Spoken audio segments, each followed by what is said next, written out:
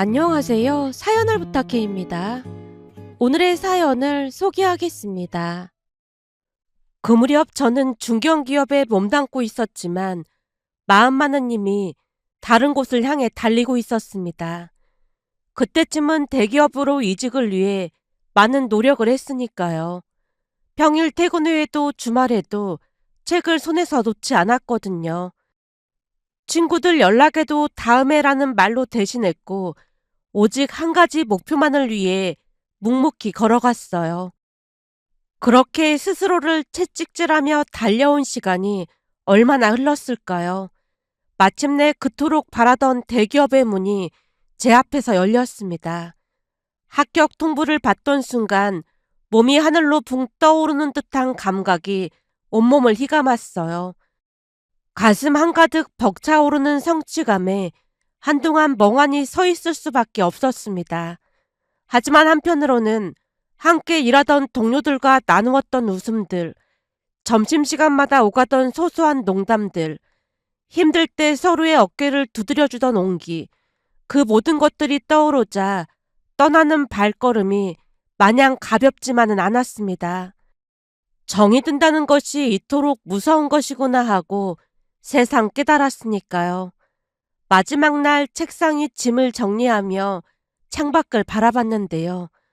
누군가는 회사를 떠나가며 시원섭섭하다는 표현을 하기도 했지만 저는 시원함보다 섭섭함이 가슴 깊숙이 스며들었어요. 익숙했던 풍경을 뒤로하고 사무실을 나서는데 발걸음이 자꾸만 무거워졌으니까요.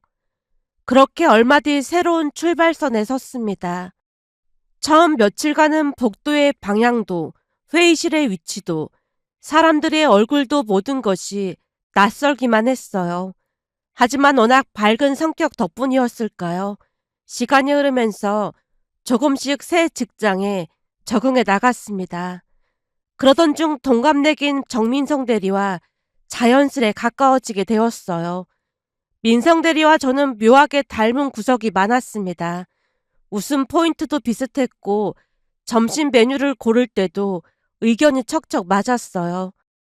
어느 날은 우연히 출신 학교 이야기가 나왔는데 알고 보니 같은 학교 동문이었습니다. 그 사실을 알게 된 뒤로는 더욱 허물없이 지내게 되었고 덕분에 낯선 회사 생활도 한결 수월해졌어요. 그러던 어느 점심시간이었습니다. 민성 대리와 구내식당에서 밥을 먹고 있는데 문득 시선이 어느 한 곳에 멈췄어요. 저도 모르게 숟가락을 든 채 그 방향을 빤히 바라보고 있었는데요. 이전에는 새 환경에 적응하느라 정신이 없어 미처 눈에 들어오지 않았는데 시간이 지나면서 유독 그녀가 또렷하게 보였어요. 화장은 거의 하지 않은 듯 청순한 얼굴이었지만 단정하게 정돈된 눈썹이 그녀가 스스로를 얼마나 세심하게 관리하는 사람인지 말해주고 있었습니다. 웃을 때면 입꼬리만 살짝 올라갔고 크게 소리내어 웃기보다는 숨을 고르듯 조용히 미소를 머금었어요.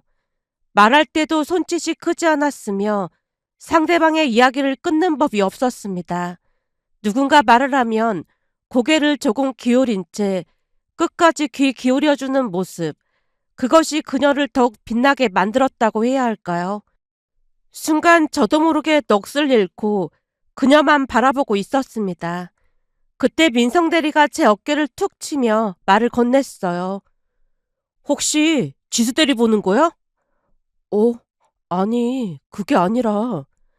쑥스러운 마음에 말끝을 흐리자 민성 대리가 피식 웃으며 입을 열었습니다.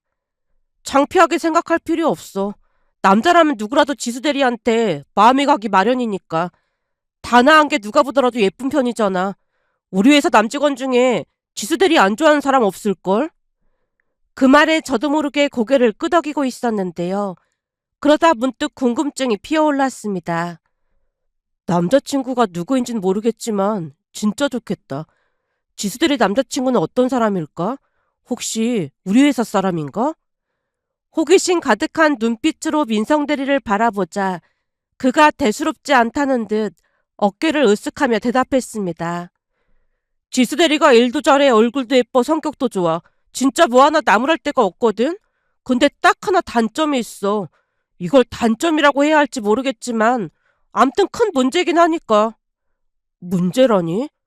혹시 이혼했다던가 그런 거야? 넌 뜬금없이 무슨 그런 소리를 하냐? 아니, 큰 단점이 있다고 하니까. 그런 건 아니고, 남자에 아예 관심이 없어.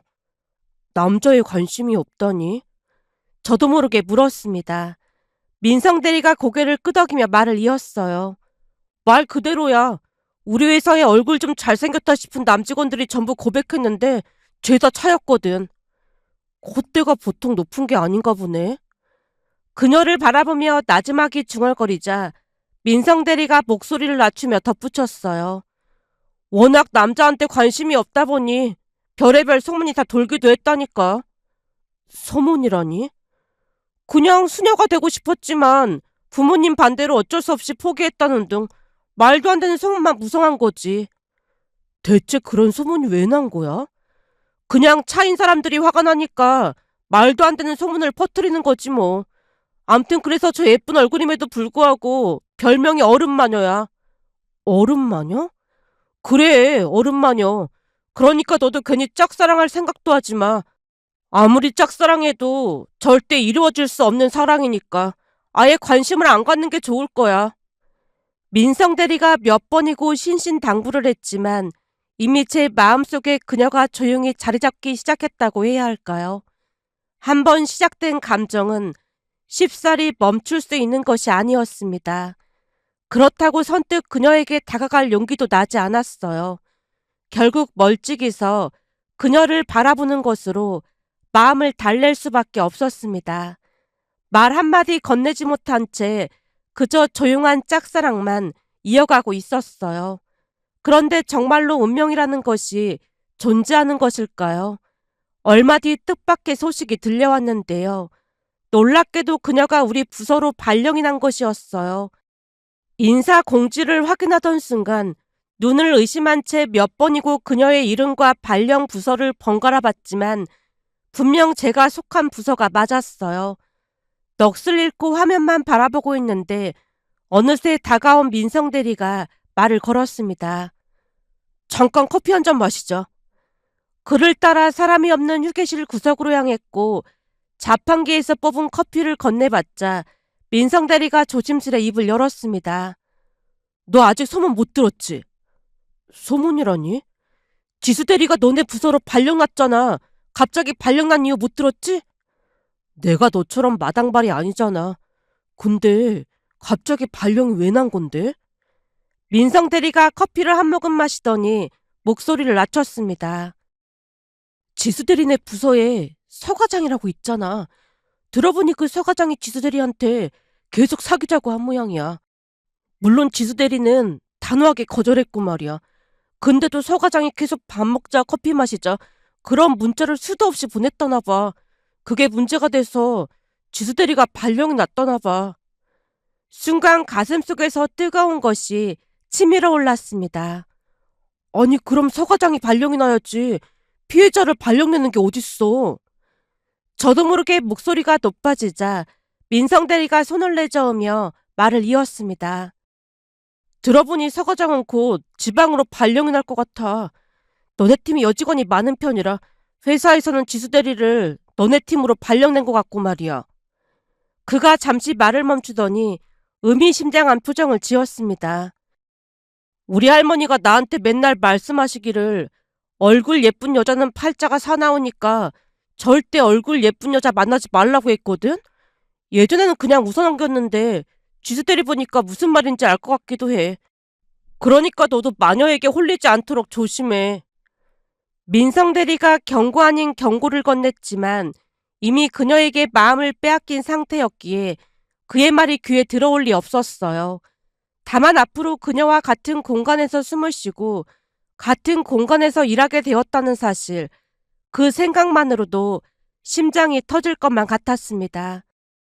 그러나 마음속 폭풍과는 달리 겉으로는 어떠한 내색도 하지 않았어요.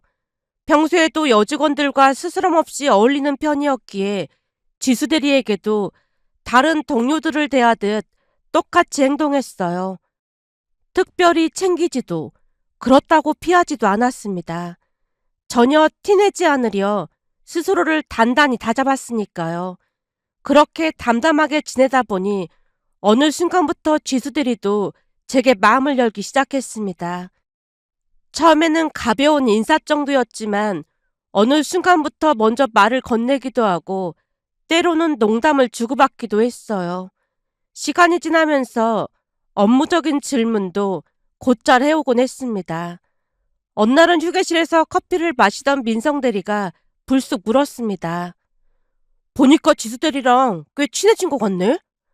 친한 건 아니고 그냥 업무적인 얘기하고 그런 거지 뭐. 대수롭지 않게 대답했지만 민성 대리의 눈빛이 심상치 않았어요. 요즘 다들 놀란 게 뭔 줄 알아? 놀란 거라니? 사실 지수 대리가 워낙 까칠해서 팀원들하고도 친하게 지내는 편이 아니었거든. 그렇다고 안 친한 건 아닌데 정확히 선을 긋는 느낌이었다고 해야 할까? 가끔 팀원들끼리 밥도 먹고 하잖아. 근데 그 자리에 거의 참석을 안 하다 보니 팀원들이 약간 불만도 있고 그랬어. 왜 그런 거 있잖아. 혼자 잘난 척한다 그런 거 말이야. 특히나 회식할 때도 술은 입에도 안 댔다잖아. 근데 며칠 전 환영해주는 자리에 가서 술도 마셨다며. 그것도 소주를. 아, 많이는 아니고 약간 마셨지 뭐. 지수 대리가 웬일이래? 민성 대리가 믿기지 않는다는 듯 눈을 동그랗게 떴습니다. 제가 어깨를 으쓱하며 말을 이었어요. 아무래도 우리 팀에 여직원이 많아서 적응하기 좋은 모양이야. 우리는 팀장님도 여자니까 좀 편한가 봐. 요즘은 여자들 틈에 있다 보니 나도 여자가 되어가는 것 같다니까. 하긴 너네 팀에서 너만 남자니까 그럴 수도 있겠다. 근데 여직원이 그렇게나 많은데 불편한 건 없어? 그게 집에서 내가 막내다 보니 누나가 엄청 예뻐했거든. 그래서 어딜 가나 나를 데리고 다니고 그래서 그런 건지 여자들 마음을 조금 더 아는 게 아닌가 싶어. 한마디로 누나한테 훈련받아서 그런지 팀원들이랑 말이 잘 통하는 편인 것 같아. 팀장님이 나보고 센스 있다고 하는 거 보면 그런 거 아니겠어? 하긴 누나가 있는 사람이랑 없는 사람이랑은 차원이 다르다고 하긴 하더라. 너 옷 입는 것만 봐도 나랑 좀 다른 느낌이긴 하거든. 옷도 누나가 많이 골라주지? 아무래도 이래저래 추천을 많이 해주는 편이긴 하지. 막내라서 좋은 것도 많긴 해. 참 신기한 게 누나랑 형은 사이가 안 좋은 편인데 나한테는 둘 다 잘해준다니까. 암튼 그게 회사 생활에 도움이 될 줄 몰랐는데 요즘은 잘 지내서 다행이란 생각이 들더라고. 민성 대리가 부러운 듯 저를 바라봤는데요. 사실 누나가 이런저런 조언을 아끼지 않았던 덕에 많은 도움을 받은 건 틀림없었어요. 결혼해서 따로 살고 있었지만 오며 가며 막내인 저를 많이 챙겨주곤 했으니까요. 그렇게 시간이 지날수록 지수 대리는 팀원들과 어울리며 잘 지냈습니다. 오히려 우리 팀으로 온 뒤로 한결 밝아진 모습이었어요. 굳게 닫혀있던 문이 조금씩 열리는 것처럼 그녀의 표정에도 여유가 깃들기 시작했습니다. 그러던 어느 날은 예상치 못하게 야근을 하게 되었어요. 밀려드는 업무에 정신없이 키보드를 두드리고 있는데 익숙한 목소리가 조심스레 들려왔어요. 저기 미안한데 이것 좀 봐줄 수 있을까요? 고개를 들어 올리니 지수대리가 서 있었습니다. 오? 아직 퇴근 안 했어요? 저도 일이 남아서요.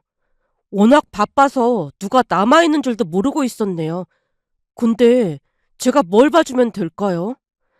회의 자료를 만들고 있는데 영어로 해야 하거든요. 아, 다음 주에 있을 회의 때문에 그렇죠? 네. 어쩌다 보니 제가 하게 됐는데 팀장님 말씀이 진우 대리님이 영어를 잘하는 편이라고 해서요. 잘하는 편은 아니고 그냥 웬만큼 하는 정도인데 한번 볼까요? 뭘 봐주면 될까요? 얼떨결에 지수 대리와 나란히 앉아 회의 자료를 다듬게 되었습니다. 그녀는 어찌나 열정적으로 질문을 쏟아내던지 시간 가는 줄 모르고 자료에 몰두하게 되었어요. 모니터 속 문서가 점점 완성되어 가는 동안 사무실 밖 하늘은 이미 칠흑처럼 어두워져 있었습니다. 시간이 얼마나 지났을까요? 문득 시계를 확인한 지수대리가 화들짝 놀라며 외쳤어요. 어머나, 벌써 시간이 이렇게 됐네. 저 때문에 일 못해서 어떡하죠? 거의 끝내서 괜찮습니다. 너무 늦은 것 같은데 제가 데려다 줄까요? 진우 대리님이요? 너무 늦은 것 같아서요. 혹시 집이 어느 방향이에요? 다행히 지수 대리와 같은 방향이라 제가 집 앞까지 데려다 주기로 했어요. 주차장에 도착해 뒷문을 열자 지수 대리가 의아한 표정을 지었습니다. 저보고 왜 뒤에 타라는 거예요? 아, 조수석은 아무래도 불편할 것 같아서요. 뒷좌석에 앉아서 편히 쉬고 있어요. 도착하면 말해줄게요. 그래도 그럼 제가 너무 미안할 것 같은데요. 미안해할 거 없어요. 앞좌석은 미래의 제 아내를 위해 비워두는 거라서 여자는 뒷좌석에 모시는 편이거든요. 제 말에 지수대리가 눈을 동그랗게 뜨며 놀란 표정을 짓는 모습에 제가 세차게 손을 내저었습니다. 농담이에요, 농담. 그러니까 걱정 말고 얼른 타요. 그제야 지수대리가 옅은 미소를 띤 채 차에 올라탔어요. 집 앞에 내려주자 지수대리가 연신 고마워하며 미안해했지만 저는 크게 신경 쓰지 않았습니다. 직장 동료로서 당연히 그럴 수 있는 일이라 여겼으니까요. 팀에 여직원만 있다 보니 이전에도 다른 동료들을 몇 번 태워다 준 적이 있었거든요. 그런데 며칠이 지난 어느 날이었습니다. 오후 무렵 쏟아지는 졸음을 달래려 믹스커피를 타고 있는데 지수대리가 슬며시 다가와 물었어요.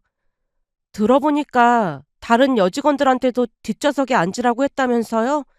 진짜로 미래의 아내를 위해 비워두는 거예요? 아, 그냥 아무래도 뒷좌석이 편할 것 같아서 그런 것뿐인데 한편으로는 누가 보면 괜히 오해할까봐 그런 것도 없잖아 있어요. 회사라는 곳이 워낙 소문이 빠른 곳이잖아요. 조심해서 나쁠 거 없을 것 같아서요. 가끔 보면 진우 대리님은 다른 남직원들이랑 참 다른 것 같아요.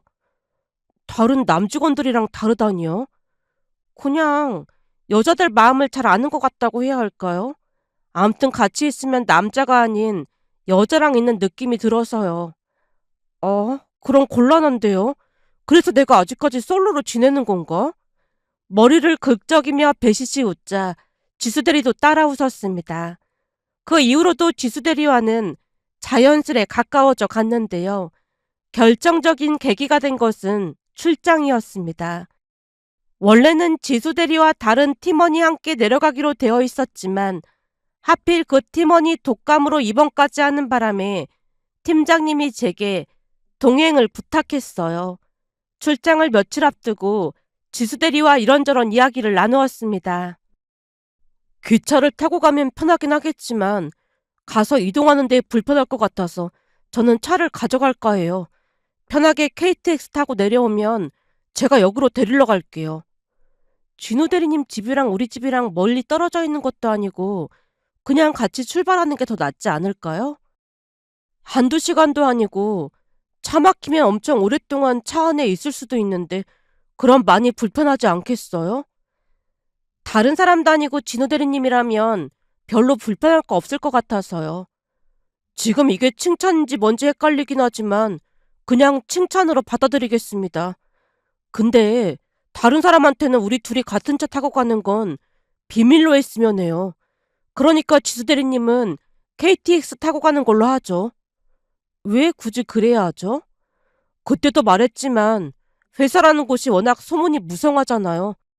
이런저런 소문이 나도 저는 별 상관없지만 아무래도 지수 대리님은 힘들 수도 있잖아요. 알겠어요. 정말 고마워요. 지수 대리의 얼굴에 한박 웃음이 번졌습니다. 그리고 예상대로 지수 대리와 제가 함께 출장을 간다는 소식이 퍼졌던 모양으로 역시나 민성 대리가 다가와 물었습니다. 지수 대리랑 같이 출장 간다며? 원래 가기로 했던 사람이 독감에 걸려서 어쩌다 보니 내가 가는 것뿐이야. 그럼 네 차 타고 같이 내려가는 거야? 그럴 리가 있겠냐. 지수 대리는 KTX 타고 내려가고 올라올 때도 KTX 타고 올라올 거야. 하긴 그 콧대 높은 지수 대리가 네 똥차를 타고 갈 리가 없지. 내 차가 왜 똥차냐? 애지중지하는 내 차한테 함부로 하지 마라. 민성 대리와 가벼운 말장난을 주고받으며 잠시 웃었습니다. 친하게 지내는 사이였지만 괜스레 이런저런 소문이 날까봐 차마 사실대로 말할 수가 없었어요. 소문이라는 건 한 번 퍼지면 가지를 치며 부풀어 오르기 마련이니까요. 고등학교를 졸업하고 대학에 들어가기 전 누나가 저를 앉혀놓고 신신당부했던 말이 떠올랐습니다. 항상 말조심을 해야 한다고 몇 번이고 강조하고 또 강조했거든요. 살아가면서 그 말이 얼마나 중요한 것인지 깨닫고 또 깨닫곤 했습니다. 며칠 뒤 약속한 시간에 지수대리네 집 앞에 도착했습니다. 그녀는 이미 나와서 기다리고 있었어요. 그런데 차문을 열어주었는데도 선뜻 하지 않고 제 눈치를 살피더니 이윽고 조심스레 입을 열었습니다. 저기 먼 길 가야 하는데 오늘은 조수석에 타면 안 될까요? 잠시만요. 일부러 생각에 잠긴 척 뜸을 들이자 그녀가 걱정스러운 표정으로 덧붙였어요. 불편하면 그냥 뒤에 탈게요. 그게 아니라 미래의 제 아내한테 미안하다고 사과하고 있었어요. 근데 미래의 제 아내는 마음이 넓어서 그 정도는 이해해 주겠다고 하네요. 암튼 가끔 보면 진우 대리님은 여자 마음을 진짜 잘하는 것 같아요. 지수 대리가 조수석에 앉으며 중얼거리듯 말했습니다. 안전벨트를 매는 그녀의 옆모습을 흘끗 바라보다가 시동을 걸며 말했어요. 여자 마음을 그렇게 잘 알았으면 제가 지금 솔로로 지내겠어요. 하물며 전 여친은 제가 말도 잘 안 통하고 답답하다면서 다른 남자한테 가온걸요? 진짜요? 진짜 그랬어요? 아니 대리님 정도면 엄청 말이 잘 통할 것 같은데 뭐가 답답하다고. 그때는 그 말을 곧이 곧대로 믿고 저한테 문제가 있다고 자책하고 그랬어요. 근데 얼마 지나고 나서 진실을 알게 됐는데 들어보니 나보다 훨씬 돈 많은 남자한테 갔더라고요. 말이 안 통한다, 답답하다. 그런 건 그저 핑계에 불과했던 거죠. 한마디로 여자들은 돈 많은 남자를 좋아한다는 결론에 다다르게 되었어요. 씁쓸한 미소가 절로 새어나왔습니다.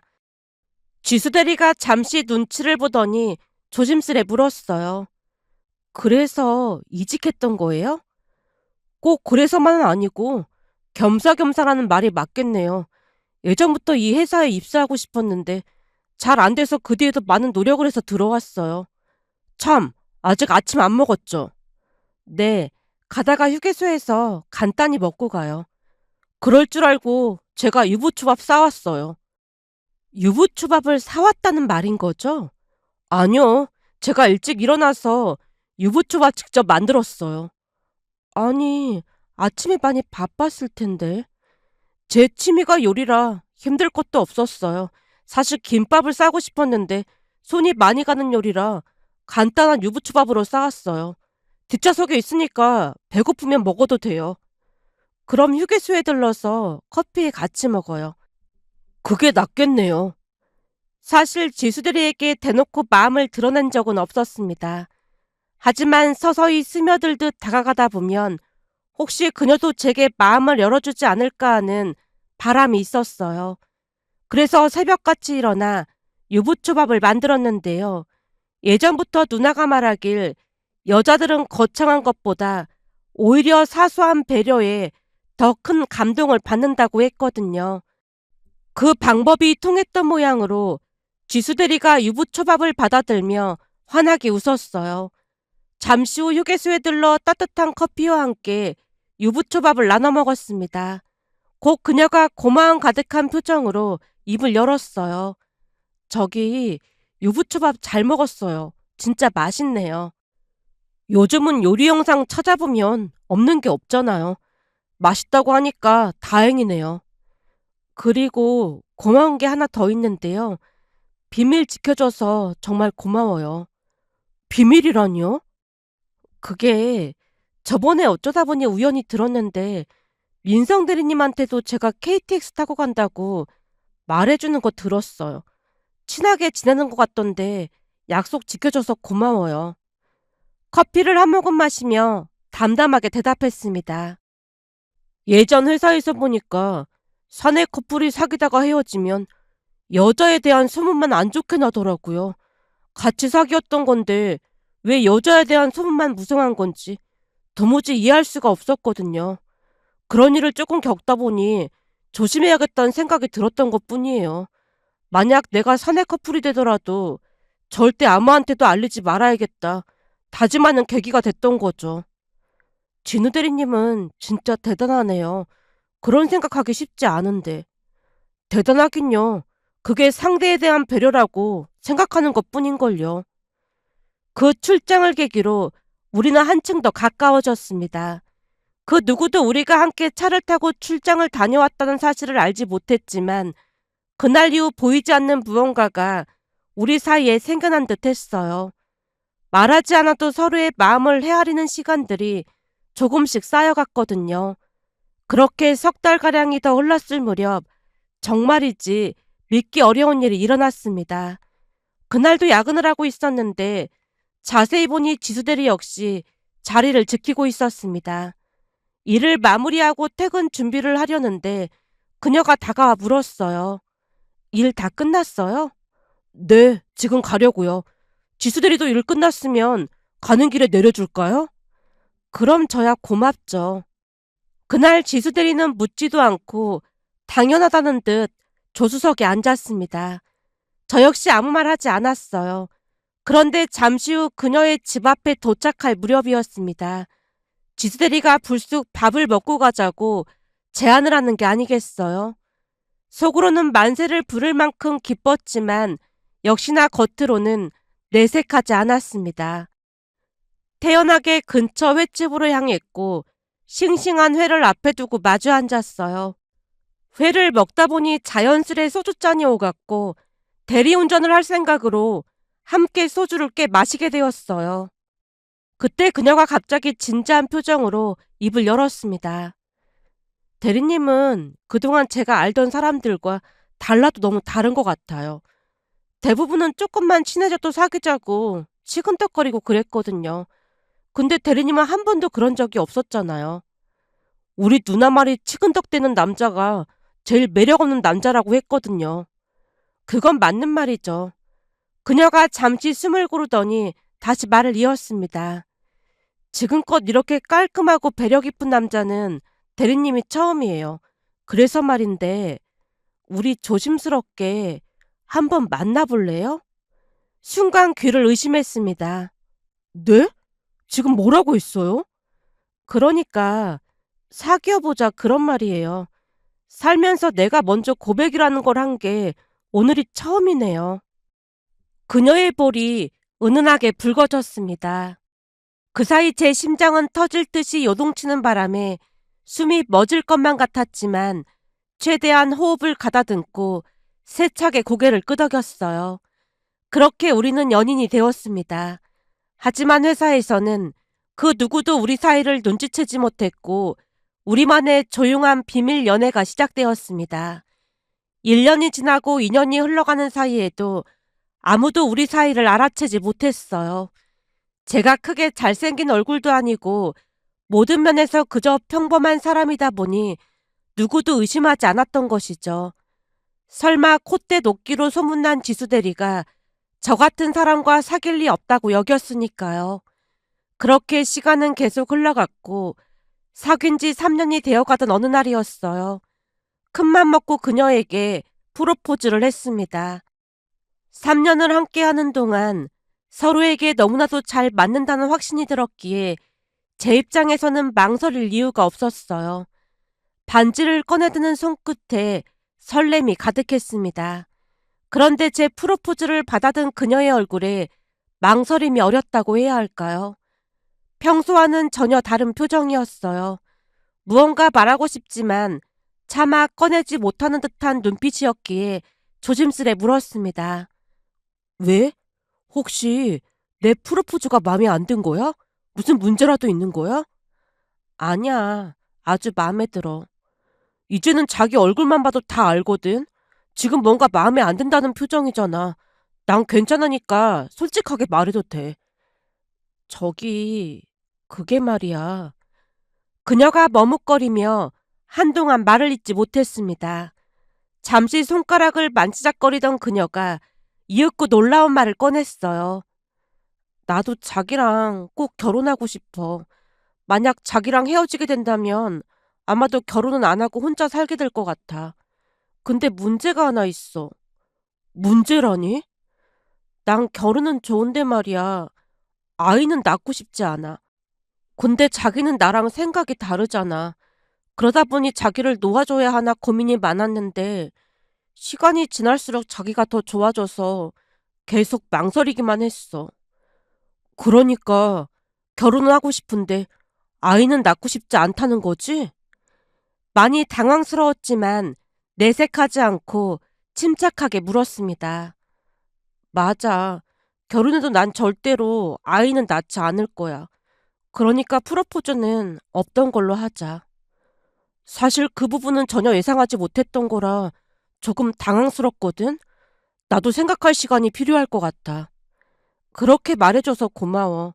사실 자기 만나서 사귀는 동안 내 마음이 바뀌길 바랐는데 그 부분만큼은 아무리 생각해봐도 자신이 없어.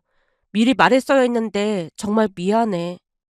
그날은 혼란스러움을 가득하는 채 집으로 돌아왔습니다. 어떻게 해야 할지 심란하기만 할 뿐이었어요. 천장을 바라보며 뒤척이는 밤이 이어졌습니다. 그렇게 며칠이 흘렀을까요? 그 문제가 우리 사이에 놓인 탓에 어색한 만남이 계속되고 있었어요. 평소처럼 웃고 떠들면서도 어딘가 마음 한구석이 무거웠습니다. 어느 날은 누나가 집에 들렀다가 제 방문을 노크하고 들어왔어요. 엄마한테 들어보니까 요즘 고민이 많아 보인다고 하던데 혹시 프로포즈 거절당한 거야? 아니야, 그런 건 아닌데. 저도 모르게 깊은 한숨이 새어나왔습니다. 누나가 빙그레 웃으며 다시 물었어요. 대체 무슨 일인데 이렇게 심각한 거야? 누나가 비밀 지켜줄 테니까 한번 말해봐. 저기 있잖아. 난 지수랑 꼭 결혼하고 싶어. 우리가 3년 넘게 만났는데 진짜 잘 맞거든. 그럼 결혼하면 되지. 뭐가 문제라는 거야? 그게 전혀 예상치 못한 문제가 생겼어. 예상치 못한 문제라니. 지수가 나랑 결혼은 하고 싶은데 아이는 낳고 싶지 않대. 아, 그 딩크족? 그런 건가 보네? 그런 거 같아. 그래서 내가 생각할 시간이 필요하다고 했거든. 어떻게 해야 할지 모르겠어. 누나가 잠시 생각에 잠기더니 담담하게 말했습니다. 뭘 어떻게 해야 할지 몰라. 네 마음이 제일 중요한 거지. 너는 아이를 꼭 갖고 싶은 거면 둘이 헤어져야 하는 게 맞는 거지. 그렇긴 한데 지수랑 헤어지고 못 살 것 같아.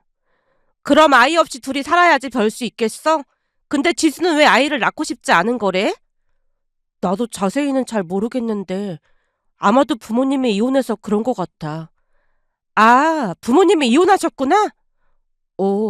그러다 보니 엄마랑 단둘이 살았다는데 아마도 그런 영향이 있지 않나 싶어. 엄마랑 사이가 좋지 않아 보이거든.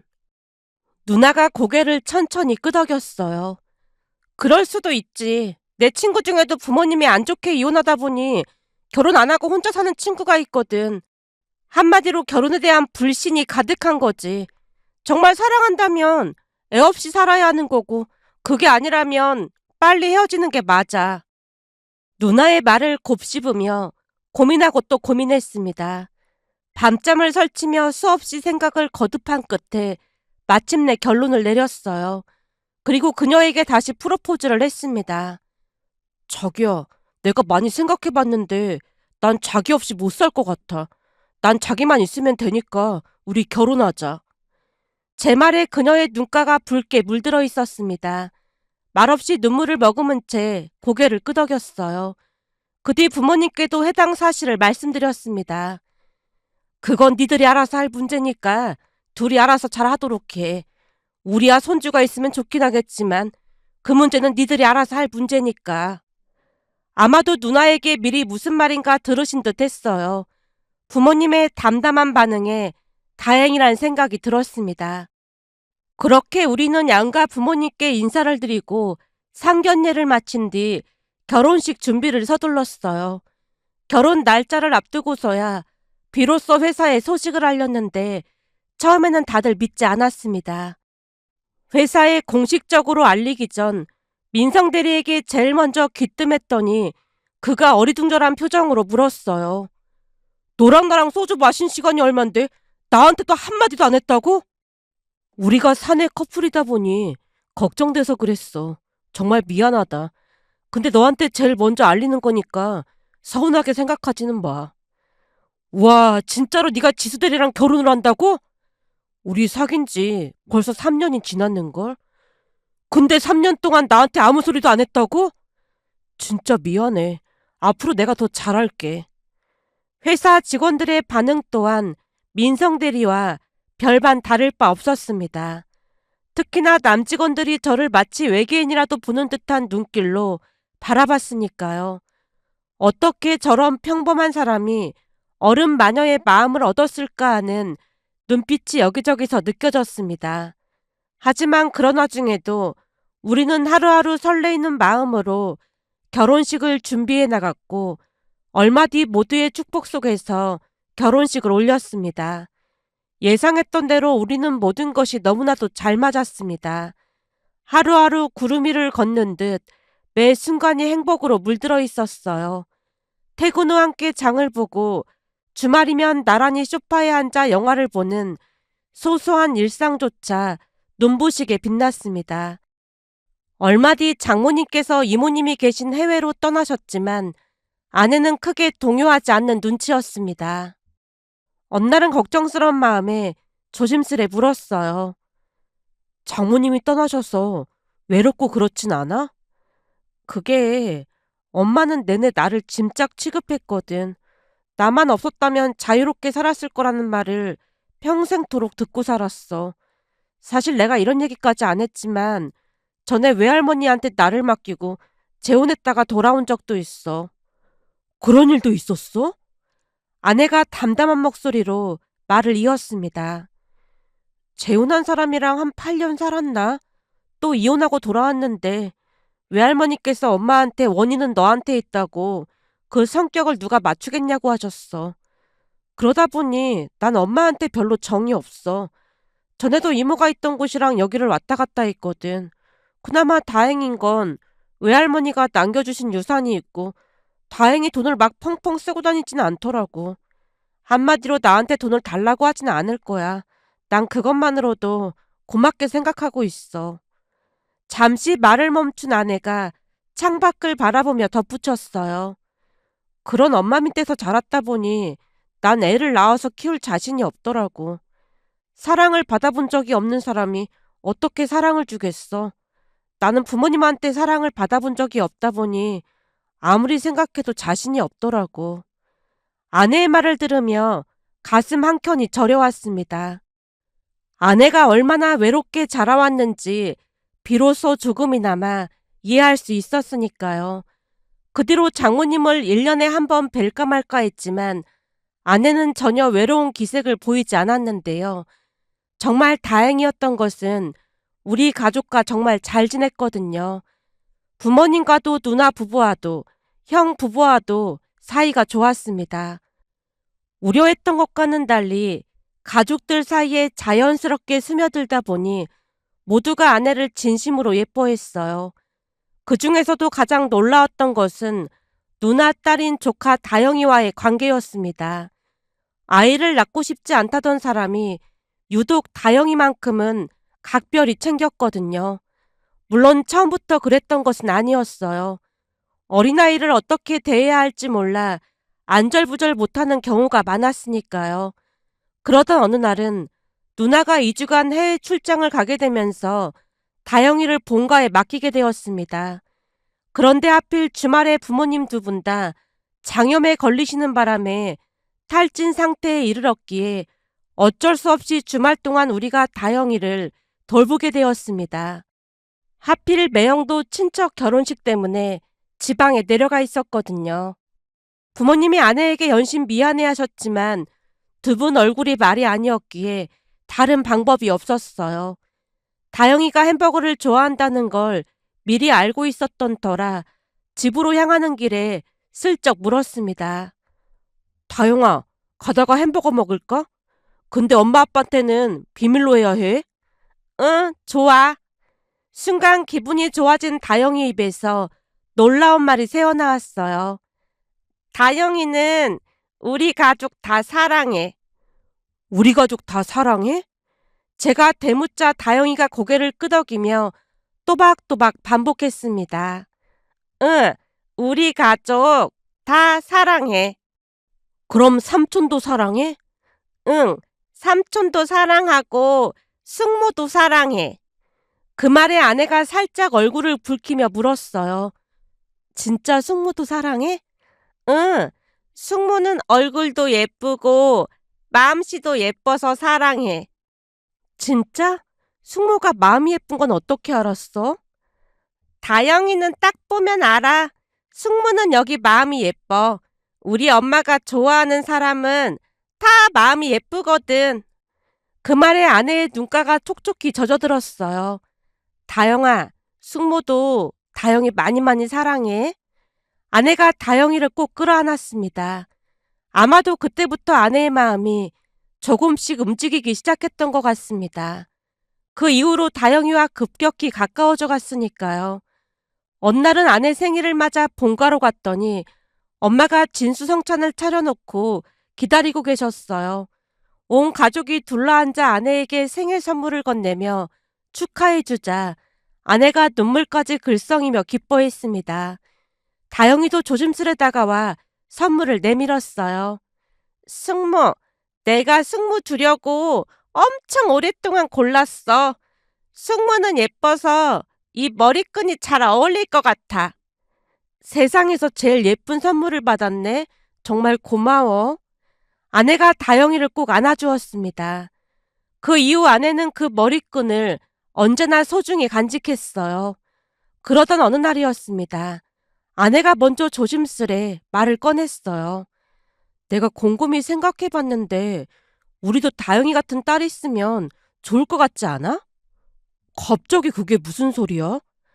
이랬다 저랬다 해서 미안한데 다영이 볼 때마다 우리가 아이 낳으면 어떤 아이가 나올까 궁금해져. 다영이 진짜 너무 예쁘지 않아?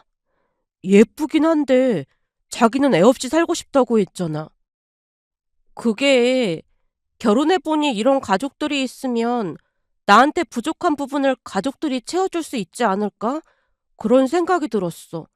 그리고 나도 노력하면 좋은 엄마가 될 수도 있지 않을까? 계속 그런 생각이 들어. 전혀 예상치 못한 말이었기에 놀란 채 입을 다물지 못하고 있었더니 아내가 제 표정을 살피며 재빠르게 손을 내저었어요. 이미 애 안 낳기로 약속해놓고 내가 너무 이랬다 저랬다 했지. 그냥 못 들은 걸로 해. 아니야, 난 무조건 찬성이야. 자기 닮은 예쁜 딸 낳고 싶어. 진짜? 오, 난 낳고 싶어. 그럼 우리도 낳아볼까? 근데 내가 많이 부족할 수도 있으니까 자기가 많이 도와줘야 해. 걱정 마. 이래봬도 내가 다영이 어릴 때 많이 돌봐줘서 웬만한 건 다 할 수 있거든. 자신만만하게 웃어 보이자 아내도 활짝 웃었습니다. 그 뒤 우리는 반년 만에 아이를 갖게 되었어요. 임신 소식에 온 가족이 환호했습니다. 특히나 부모님이 많이 기뻐하셨어요.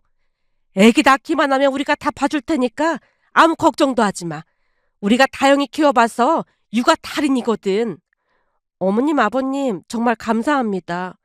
우리가 더 고맙지. 정말 정말 고맙구나. 엄마가 아내의 손을 꼭 잡으며 말씀하셨어요. 그 이후 아내는 10달을 꽉 채우고 건강한 아들을 출산했어요. 딸이 아니라 약간 아쉬워하긴 했지만 작은 생명체가 꼼지락거리는 모습에 아내가 한없이 감격스러워했습니다. 산후조리원을 나와서는 엄마가 오셔서 많은 도움을 주셨어요. 그렇게 우리는 아들을 키우며 하루하루 바쁜 일상을 보냈습니다. 그런데 얼마 뒤 아내가 다시 입을 열었어요. 아무리 생각해봐도 딸은 하나 있어야 할 것 같아. 우리 둘째도 낳자. 뭐? 지금도 예준이 때문에 힘든데 또 둘째를 낳자고? 난 딸을 낳을 생각이었는데 아들이 나왔잖아. 그러니까 딸도 낳아야지. 자기는 안 힘들어? 내가 볼 땐 엄청 힘들어 보이는데? 아내가 아들을 바라보며 부드럽게 미소 지었습니다. 예준이 낳아보니까 세상이 달라 보여. 만약 아이를 안 낳았다면 엄청 후회했을 것 같아. 내가 아이한테 사랑을 줄 수 있을까 고민 많이 했잖아. 근데 막상 아이를 낳아보니까 그런 걱정을 괜히 했던 것 같아. 엄마가 되니까 그냥 사랑이 막 뿜어져 나오잖아. 그런 거 보면 우리 엄마는 모성애가 전혀 없었던 건가? 더 이해할 수가 없더라고. 아내가 한없이 사랑스러운 눈빛으로 아들을 바라봤는데요. 지나간 일들이 떠올라 가슴이 뭉클해졌습니다. 앞으로 우리가 함께 만들어갈 수많은 날들이, 그리고 우리 가족의 한결같은 온기가 그 상처 위를 조금씩 덮어주리라는 것을 완전히 지울 순 없어도 아물게 할 수 있다고 믿고 싶습니다. 새로운 행복이 켜켜이 쌓여 언젠가는 그 아픔이 희미해지는 날이 오리라 굳게 믿으며 아내의 상처가 조금씩 나아지기를 간절히 바라는 마음에 이렇게 글 남겨봅니다. 오늘의 사연은 여기까지였습니다. 즐겁게 보셨다면 구독, 좋아요 부탁드립니다. 고맙습니다.